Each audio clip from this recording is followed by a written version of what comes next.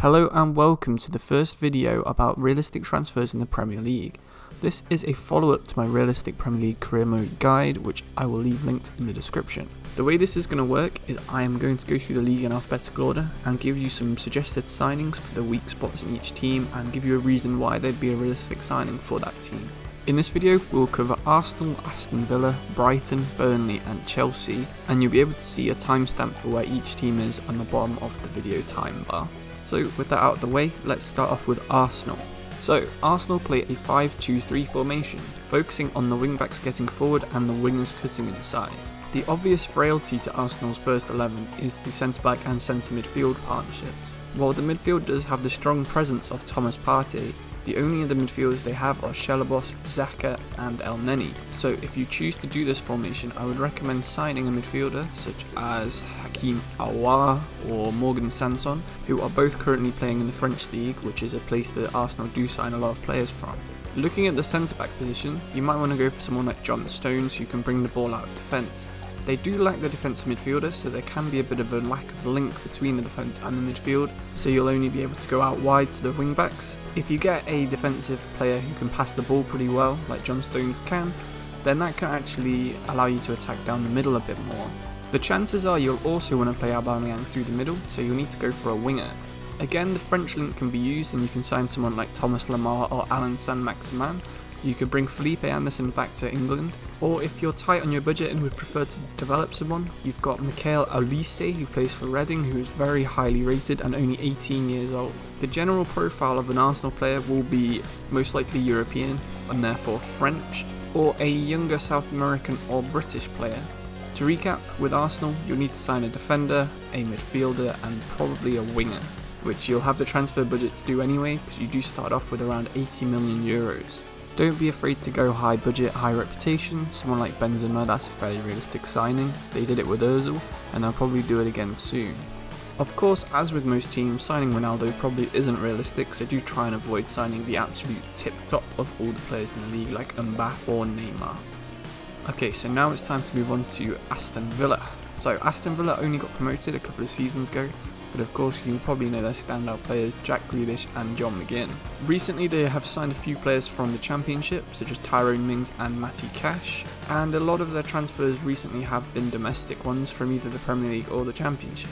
Their defence is pretty weak, but they all have the potential to be Europa League level players. Their midfield is also fairly young and has quite a bit of potential, with the exception of John McGinn and Trezeguet. Again, they can all reach Europa League level, but they're fairly light up front with only Wesley and Ollie Watkins able to play there.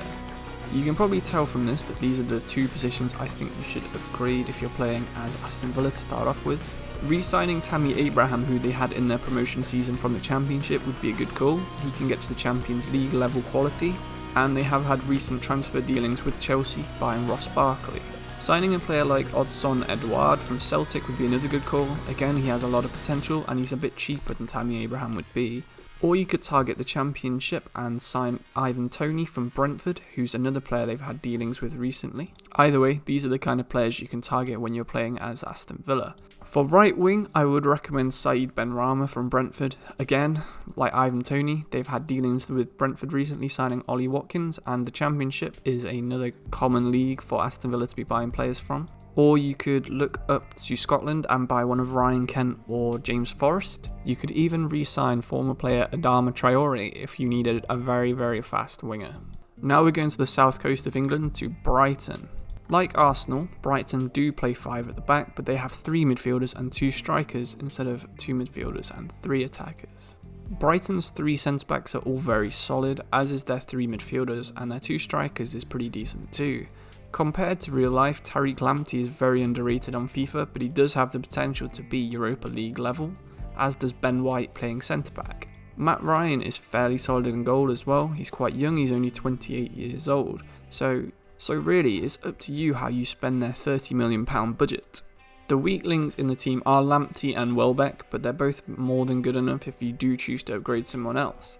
I would recommend probably signing a right back, even if it's only for 1 or 2 years while you develop Lamptey, and while Welbeck is good, he's already had his potential and he's 29 years old. It might be worth signing a younger striker from the lower English leagues to develop while Welbeck's still at his peak and before he declines too much. So you could sign someone like Tyrese Campbell or Ashley Fletcher from Stoke and Middlesbrough respectively. Again, Ivan Toney could be another signing. He's almost as good as Welbeck and is 6 years younger. Most of Brighton's signings come from Holland, Belgium and the English lower leagues, so these are the areas you should be scouting. Someone like Elise again or Mbuemo. Kiko Femina is another good shout from Watford. He's 29-year-old right back who would be very cheap and also fit in your team until Lamptey can overtake him for overall rating.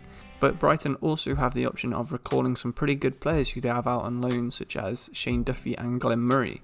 Murray himself is a club legend, so if you want to make it a bit more realistic, maybe you can give him one last swan song season in the Premier League, trying to get into Europe or something.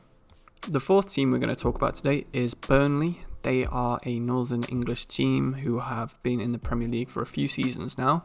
They play a distinctive low block formation where they defend deep and just try and block the shots, make every shot that goes through a fairly easy save for their goalkeeper. So this requires very good centre-backs, which they have in Ben Mee and James Tarkowski. For the level they're at, they are very good. They're 79 and 80 rated. But on the whole, their defence is getting a little bit old. Their right back's 31, Ben Mee's 30, Tarkowski's 27 and Taylor is 26. If you can find some good upcoming defenders, that would be the thing you should focus on if you're playing as Burnley. Again, their strike force is also aging and they're fairly isolated the way that Burnley play. If you could find them from the English lower leagues or the Scottish leagues, Burnley have a very British team, so they have a handful of players who aren't from Britain or Ireland, but the rest are. So for some example signings, I would go for Christophe Ayer from Celtic. While I know he is Norwegian and not British like I just said, he has played in Scotland for a fairly long time now. For the second centre-back, I would choose Joe Worrell, who's a player that Burnley have tried to sign for the past few seasons. He fits the young, English and tall centre-back role that a lot of the Burnley defenders already have, so I think he'd fit in nicely. For a realistic forward signing, I think Jed Wallace would be a good shout. He's about the right age for a Burnley player, 26, and he's a 75 rated player, which is more than good enough to get into the Burnley squad. As for a striker, I would recommend going for someone like Dwight Gale or Andy Carroll, the more well-known players who are English, fairly old and decent rating. You could also go for someone like Andre Gray or Charlie Austin, who are both old, but they're probably unlikely to be good enough to get into your team, and they don't really have the potential to get much better than they start off. So the fifth and final team in this video are going to be Chelsea. You can have a look at their team and probably see which the weak spots are. They have sort of 85 to 88s in all the good positions, and then they have an 80 rated in goal, an 80 rated centre back and midfielder, and a 78 striker. The transfer policy at Chelsea recently has just been go for the high profile player that you know is going to be good. They've got the likes of Timo Werner, Ziyech in the last window. They've previously signed Kante and Drinkwater, who they both knew would perform in the Premier League. If you shift the players out of the formation they start in, you've got Pulisic, Werner and Ziyech up front, who are all more than good enough to be playing in the Premier League. Behind that three, you've got Mount, Kovacic and Kante, who are all really good as well. But then you get to the weak area, which is the defence. They have Mendy in goal, Reece James, Thiago Silva, Zuma and Chilwell. While the fullbacks in Chilwell and James are both English and have high potential, Zuma and Silva probably could do with replacing, and a first choice keeper is definitely needed at Chelsea. While they do have Kepa, who has the potential to be a very good goalkeeper, and Mendy is fairly decent too, they really should have a standout goalkeeper like they've had in the past with Courtois and Petr Cech. As centre-back, you've got Azpilicueta and Christensen, who could come in off the bench. Tomori has a lot of potential and Rudiger's not bad either. But what you'll really need is another player on the level of Thiago Silva, but just 6 or 7 years younger. So, my list of recommended first season transfers includes Nick Pope from Burnley to be your new first choice goalkeeper, Mike Mangan from Lille, again another first choice goalkeeper, Jesus Jimenez if you want to replace Zuma and don't think Tomori will get good fast enough, and then if you want to upgrade your midfielder from Mason Mount, you've got Milinkovic-Savic or Declan Rice. I've chosen these two centre mids because I think they're a bit more defensive than what you've got already. They can both play box to box, But with Kante not getting any younger at the age of 29, eventually one of them will need to slot in to be the defensive midfielder, and they're both more than capable of doing that. With Chelsea, you can really buy whoever you want. You could even justify buying someone like Oblak to be your goalkeeper. He's someone that they've been linked with, and although he's quite expensive, he'll be more than good enough for years to come. Like Arsenal, while it's unlikely you can buy Mbappe, if you do improve, it's possible that eventually he would join Chelsea, a team he had a trial on as a young player. And you could even justify signing someone like Paul Pogba, like Chelsea did with Juan Mata a few years ago, if Paul Pogba stays out of favour at Manchester United. If you do think Ziyech would be suited more in the middle, again Jadon Sancho is another player that Chelsea have been linked with, and of course he's got a lot of potential that he can realise fairly quickly. So, with the length of this video, I hope you can see why I cut this down into 5 different teams in one video rather than trying to fit everyone in the same video. But if you've got any suggestions for my next video, where I'll cover Palace, Everton, Fulham, Leeds and Leicester, let me know in the comments, especially if you're a fan of one of those teams. I'd love to figure out what you think is realistic compared to what my view of the teams actually is. Anyway, like I said, they'll be in the next video, and I'll do 2 more with the rest of the teams in the league. If you have any recommendations for anyone, let me know. But if you like the video, give it a like, and if you feel like it, please subscribe if you want to find out what I think about the other teams in the league. Thanks for watching, and goodbye.